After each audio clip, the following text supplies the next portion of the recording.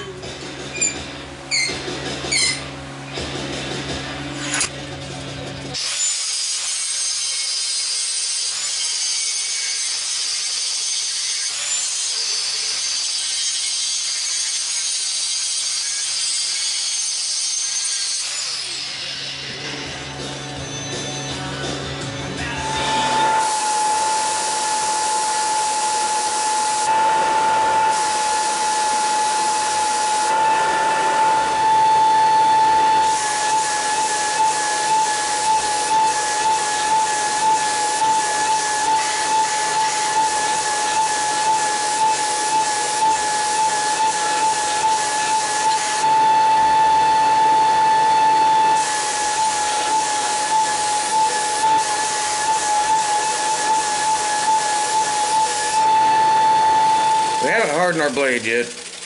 A couple reasons for that. Once this blade is hardened, it's going to be a whole lot harder to do things like do any heavy stock removal, grind out hammer marks, or drill holes, pin holes for your handle. Hardened steel, a lot harder to grind, wears out your belts quicker.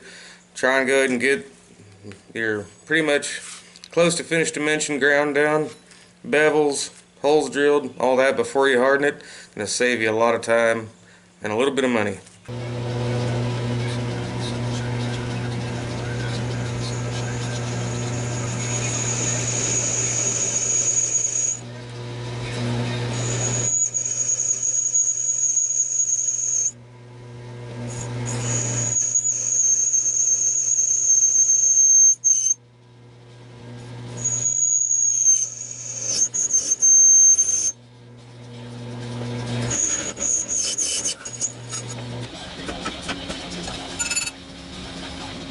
Got all of our rough grinding done, got our holes drilled, all the hammer marks out. Since we're going to do a hidden tang knife, we don't need all this. I'm probably going to go ahead and cut this off somewhere right in there. And then we'll be ready for heat treat.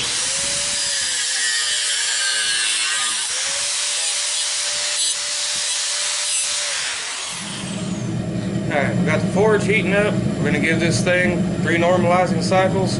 Then we're going to go in just for an edge quench. We want to keep that spine nice and soft. This is normalizing cycle number 3. Next time out, we're going in the oil. The edge.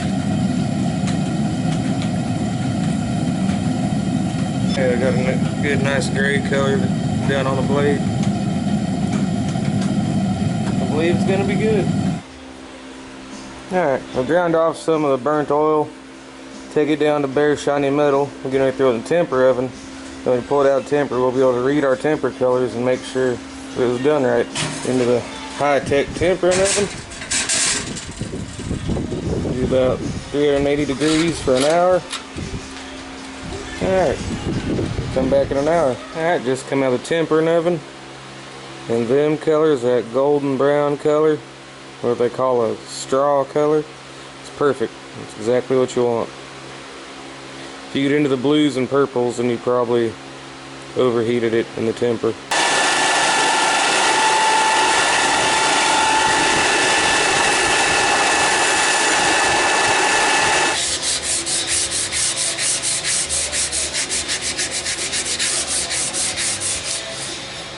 Might need to go get a band-aid for that.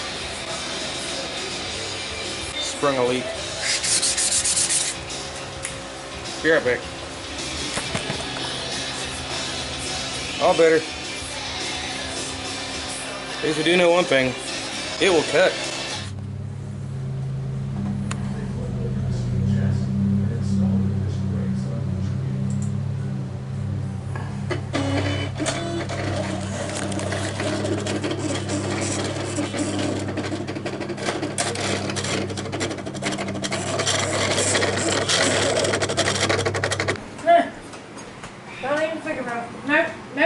Jesus.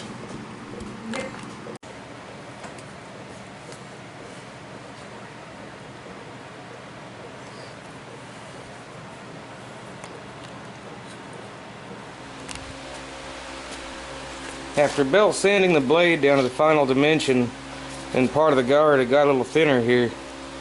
Now I got to take my calipers and measure down this tang and make sure that it's thinner in every dimension back here and progressively gets larger. So if you're wider back here in any dimension and you slot your guard to fit there, when your guard gets up here, it's going to be loose and rattling. So make sure it's thinner down here and progressively gets thicker and wider the closer you get to your blade.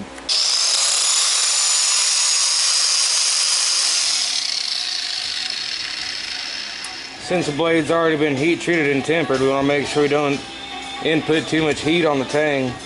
Heat could travel into the blade and ruin the temper. So keep your water bucket close and keep your blade cool.